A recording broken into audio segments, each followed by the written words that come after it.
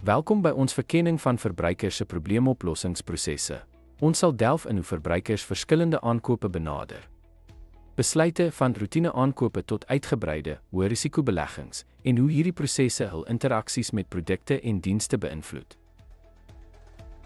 Verbruikers raak dikwels betrokke in geroutineerde reaksiegedrag vir gereelde, laatdenkte aankope soos kruideniersware. Hierdie gewoontebesluite is gebaseer op gevestigde voorkeure, maak hulle vinnig en eenvoudig met minimale kognitiewe inspanning betrokke.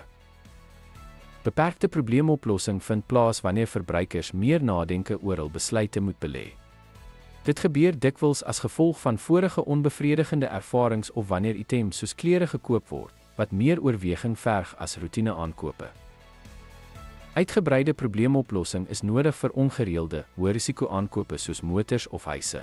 Hierdie besluite vereis aansienlike tyd, moeite en navorsing as gevolg van hul aansienlike impak op die verbruiker se lewe en finansiële situasie.